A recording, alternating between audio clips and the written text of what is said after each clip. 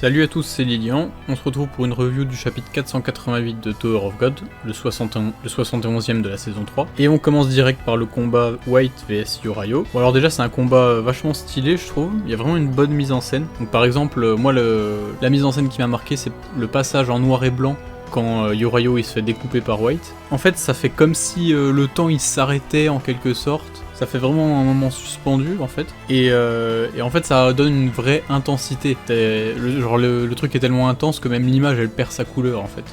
C'est une technique d'ailleurs qui est assez souvent utilisée en animation. Donc par exemple, je pense que l'exemple le plus connu c'est le fameux coup de poing que Luffy donne au dragon céleste. Donc bref, je pense que c'était vraiment une bonne idée de mettre ce genre de mise en scène. Surtout que du coup il peut faire des trucs un peu plus violents, sans que ça choque plus que ça, donc voilà, ça lui permet d'éviter de se censurer. Et d'ailleurs justement, le combat est quand même assez violent en fait. Le gars se fait littéralement démembrer, on voit vraiment les détails, il y a même un moment où on voit les os du mec, et au final c'est vraiment une victoire écrasante de White. Perso je m'y attendais pas, et puis je pense que si on m'avait spoil en me disant ouais vas-y, White il va le buter en 2 secondes, j'aurais été un peu déçu, Surtout qu'on nous a fait une espèce de cliffhanger de fin de chapitre juste avant, en mode ouais le mec est quand même balèze et tout, c'est du nouveau lore, tout ça c'est un mec important et tout. Donc ouais, sauf que là en fait c'est tellement bien foutu que tu te dis en fait tu te plains pas quoi.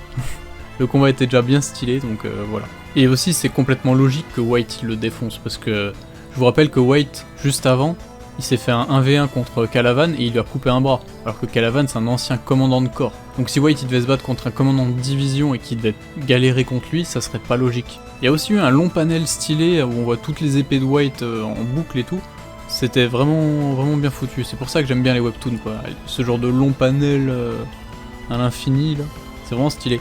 Enfin bref, du coup ça donne une victoire de White, qui va donc aller chercher sa souris en disant quick. Je suis pas sûr de la méthode mais on va voir. Ensuite, on passe vite fait sur Dowon et Karaka. Alors en fait, eux, ils ont carrément gagné off-screen leur combat, genre on l'a même pas montré. Le commandant de division, il s'est fait latter la gueule, on sait même pas comment il s'appelle du coup, enfin bref, l'irrespect total. Mais ce qui est intéressant dans ce passage, c'est qu'il parle à un moment des anciens Slayers. Il y a Dowon qui précise bien qu'ils étaient moins sympas que Karaka ou Bam. Et du coup, je me demande si au fur et à mesure, on aura un développement de justement les anciens Slayers. Est-ce qu'on va nous raconter ce qu'ils ont fait, ce qu'ils sont devenus, même si je suppose qu'il y en a beaucoup qui sont morts, s'ils sont encore en vie, où est-ce qu'ils sont et tout. Et d'ailleurs Kellelam on avait déjà parlé dans l'arc de la cage, donc ouais je suppose que ça va être développé au fur et à mesure et que du coup mes vidéos lore sur le FUG vont être vite obsolètes. Et puis d'ailleurs c'est assez marrant la petite relation entre Dowon et Karaka, tu vois Karaka qui est lui toujours hyper sérieux et tout comme un adulte vraiment froid machin, et Dowon qui a plus une attitude plus enfantine, mais qui prend du coup Karaka de haut en mode vas-y c'est toi le petit parce qu'elle est 3 fois plus vieille que lui.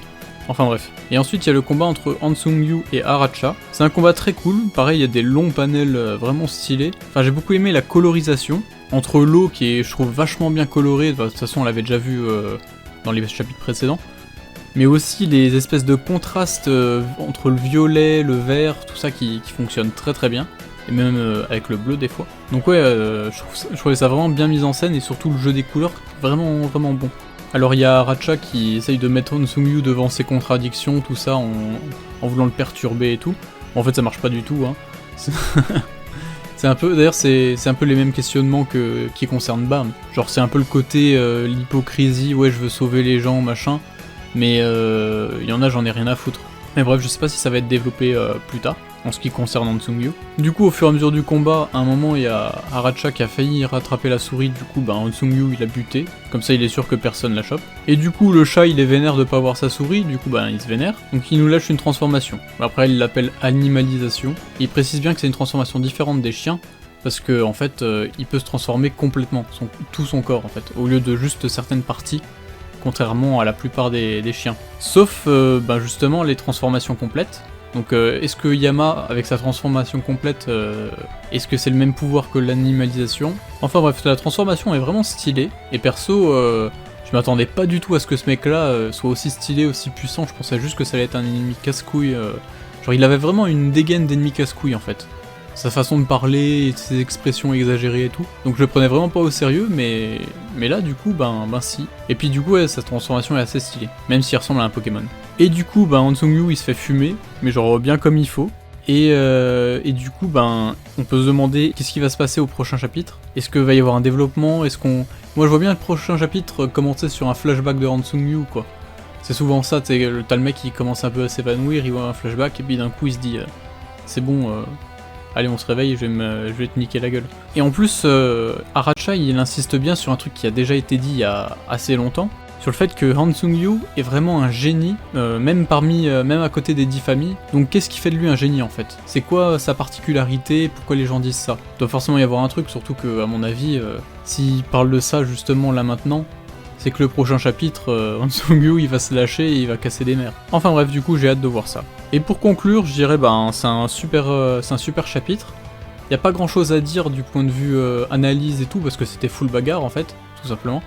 Je peux juste dire ouais la colorisation est bien, ouais les mises en scène sont bien. Donc ouais c'est pas vraiment la meilleure review du monde. Mais bon ça sera une excuse pour mettre des panels stylés au montage. Sinon le chapitre était super long. Alors en longueur, au niveau de la longueur, au niveau des pixels je veux dire, c'est le plus long de tout Tower of God, parce qu'il fait plus, c'est le seul qui fait plus de 200 000 pixels. Après, le fait qu'il y ait vraiment des longs panels et tout, ça aide bien, il y a pas mal de passages blancs et tout. Donc c'est pas forcément, ça veut pas dire que c'est le plus long en termes de travail ou en termes de longueur à lire et tout, mais ça reste complètement dingue quoi. Je sais pas si vous vous rendez compte, mais à mon avis ça vaut peut-être 80 pages quoi. 80 pages de manga, je veux dire. Enfin bref.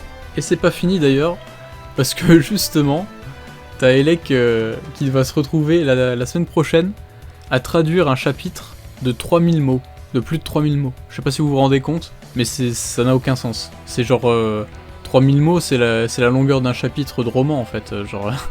Genre 3000 mots, il y a des auteurs qui aimeraient bien sortir ça en roman. Hein. Alors en webtoon, ça veut rien dire. Mais bref, du coup, ouais, comme Elec disait, vous attendez pas à voir la trad le lundi comme il l'a fait aujourd'hui, parce que ça risque de prendre beaucoup de temps. Mais bref, ce sera une review plus courte que d'habitude, enfin. Je suis pas sûr que je ferai des reviews à chaque fois d'ailleurs, quand il y a des chapitres un peu comme ça où il n'y a pas grand chose à dire.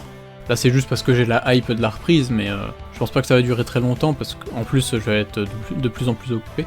Et puis je préfère me concentrer sur des grosses vidéos, genre les vidéos lore par exemple, à tout hasard, hein.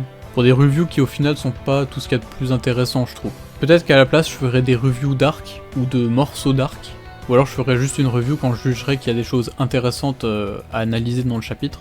Mais bref, je verrai ça. Bon du coup je vous laisse, on se retrouve très bientôt pour la vidéo lore sur l'atelier, je tease, et normalement peut-être la semaine prochaine pour la prochaine review. Salut!